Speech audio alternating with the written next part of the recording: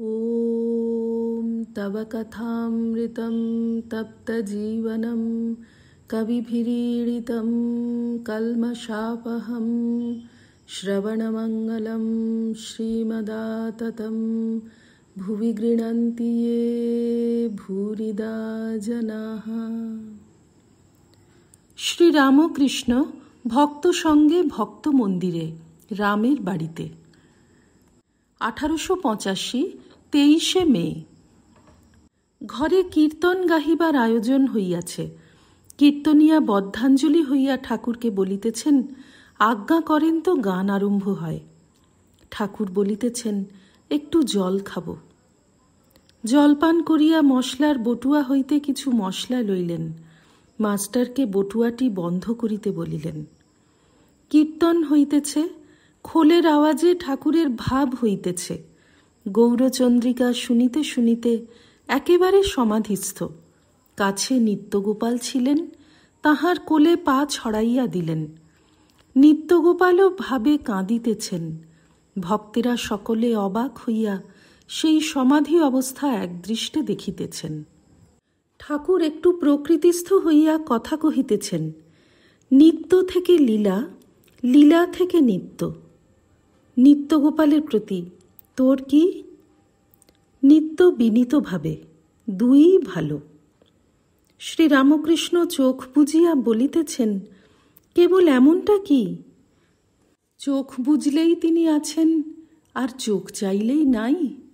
যাঁরই নিত্য তাঁরই লীলা, যাঁরই লীলা তাঁরই নিত্য। শ্রীরামকৃষ্ণ মহিমার প্রতি, তোমায় বাপু একবার বলি। মহিমাচরণ, আজ্ঞা, দুই ঈশ্বরের ইচ্ছা। শ্রীরামকৃষ্ণ, কেউ 7 তলার উপরে উঠে আর নামতে পারে না, আবার কেউ উঠে নিচে আনাগোনা করতে পারে। উদ্ধব গোপীদের বলেছিলেন, তোমরা যাকে তোমাদের কৃষ্ণ বলছ, তিনি সর্বভূতে আছেন, তিনি জীব জগৎ হয়ে রয়েছেন।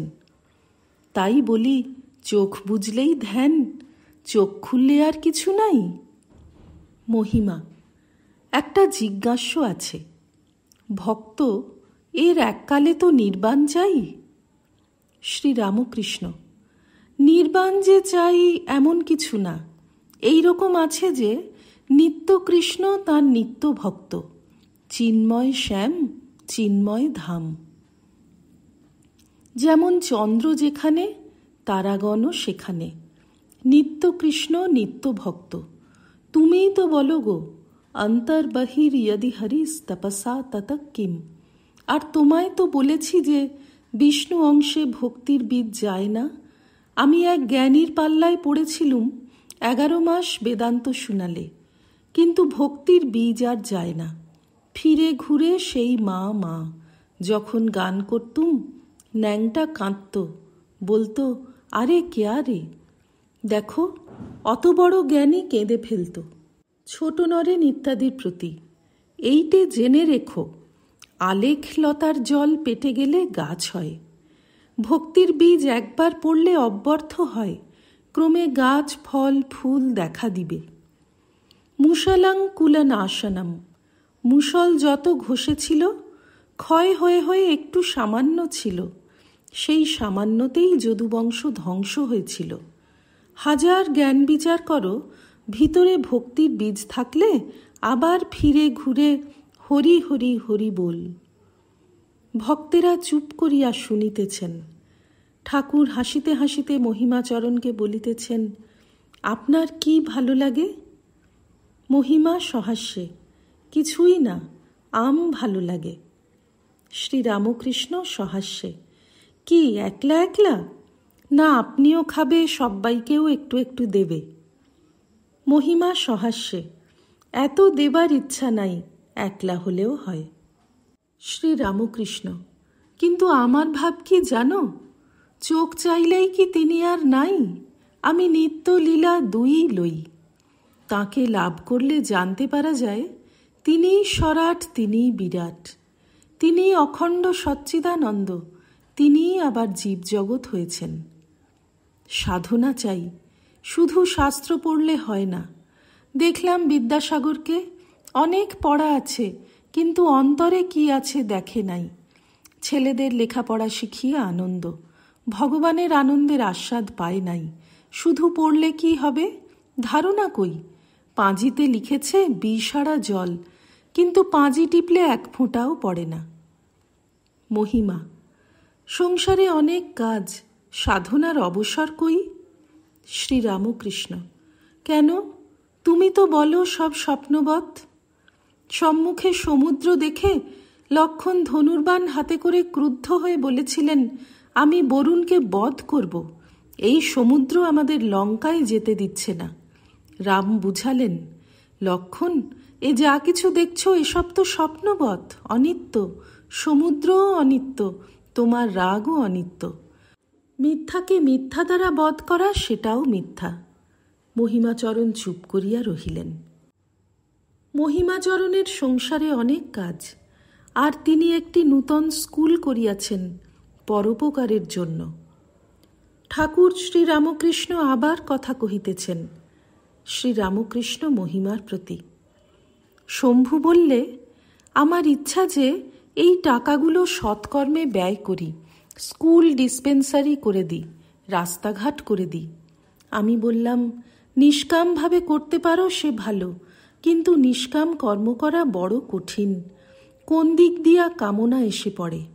আর একটা কথা তোমায় জিজ্ঞাসা করি, যদি ঈশ্বর সাক্ষাৎকার হন, তাহলে তাঁর কাছে তুমি কি কতকগুলি স্কুল, ডিসপেন্সারি, হাসপাতাল এইসব চাইবে?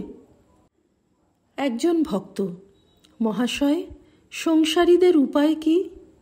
শ্রীরামকৃষ্ণ, সাধুসঙ্গ, ঈশ্বরীয় কথা শোনা। সংসারীরা মাতাল হয়ে আছে, কামিনী কাঞ্চনে মত্ত। মাতালকে চালুনির জল একটু একটু খাওয়াতে খাওয়াতে ক্রমে ক্রমে হুঁশ হয়। আর সদ্গুরুর কাছে উপদেশ লতে হয়। সদ্গুরুর লক্ষণ আছে। যে কাশী গিয়েছে আর দেখেছে, তার কাছেই কাশীর কথা শুনতে হয়। শুধু পণ্ডিত হলে হয় না। যার সংসার অনিত্য বলে বোধ হয় নাই, সে পণ্ডিতের কাছে উপদেশ লওয়া উচিত নয়। পণ্ডিতের বিবেক বৈরাগ্য থাকলে তবে উপদেশ দিতে পারে। সামাধ্যায়ী বলেছিল, ঈশ্বর নিরস। যিনি রসস্বরূপ তাকে নিরস বলেছিল। যেমন একজন বলেছিল, আমার মামার বাটিতে এক গোয়াল ঘোড়া আছে। সকলের হাস্য। সংসারীরা মাতাল হয়ে আছে, সর্বদাই মনে করে আমি এই সব করছি, আর গৃহ পরিবার এসব আমার। দাঁত ছরকুটে বলে, এদের কি হবে? আমি না থাকলে এদের কি করে চলবে? আমার স্ত্রী পরিবার কে দেখবে? রাখাল বললে, আমার স্ত্রীর কি হবে? হরমোহন, রাখাল এই কথা বললে? শ্রীরামকৃষ্ণ, তা বলবে না তো কি করবে? যার আছে জ্ঞান তার আছে অজ্ঞান। লক্ষণ রামকে বললেন, রাম, এ কি আশ্চর্য! সাক্ষাৎ বশিষ্ঠদেব তাঁর পুত্রশোক হল। রাম বললেন, ভাই, যার আছে জ্ঞান তার আছে অজ্ঞান। ভাই, জ্ঞান অজ্ঞানের পারে যাও। যেমন কারু পায়ে একটি কাঁটা ফুটেছে, সে ওই কাঁটাটি তোলবার জন্য আরেকটি কাঁটা জোগাড় করে আনে। তারপর কাঁটা দিয়ে কাঁটাটি তুলবার পর দুটি কাঁটাই ফেলে দেয়। অজ্ঞান কাঁটা তুলবার জন্য জ্ঞান কাঁটা আহরণ করতে হয়। তারপর জ্ঞান অজ্ঞান দুই কাঁটা ফেলে দিলে হয় বিজ্ঞান। ঈশ্বর আছেন এইটি বোধে বোধ করে তাকে বিশেষ রূপে জানতে হয়, তার সঙ্গে বিশেষ রূপে আলাপ করতে হয়। এরই নাম বিজ্ঞান। তাই ঠাকুর অর্জুনকে বলেছিলেন, তুমি ত্রিগুণাতীত হও। এই বিজ্ঞান লাভ করবার জন্য বিদ্যামায়া আশ্রয় করতে হয়। ঈশ্বর সত্য, জগৎ অনিত্য, এই বিচার অর্থাৎ বিবেক বৈরাগ্য। আবার তার নাম গুণকীর্তন, ধ্যান, সাধুসঙ্গ, প্রার্থনা এসব বিদ্যামায়ার ভিতর।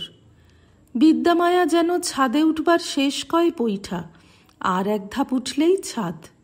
ছাদে উঠা অর্থাৎ ঈশ্বর লাভ। বিষয়ীরা মাতাল হয়ে আছে, কামিনী কাঞ্চনে মত্ত, হুঁশ নাই।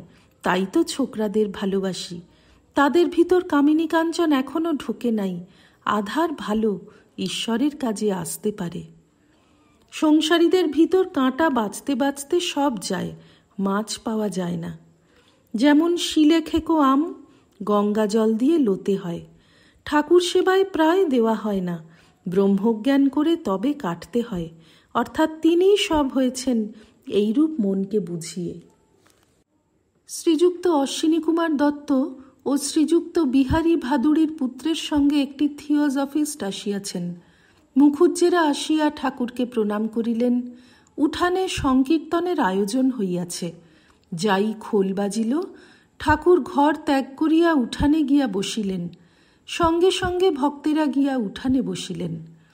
ভবনাথ অশ্বিনীর পরিচয় দিতেছেন। ঠাকুর মাস্টারকে অশ্বিনীকে দেখাইয়া দিলেন। দুইজনে কথা কহিতেছেন। নরেন্দ্র উঠানে আসিলেন। ঠাকুর অশ্বিনীকে বলিতেছেন, এরই নাম নরেন্দ্র।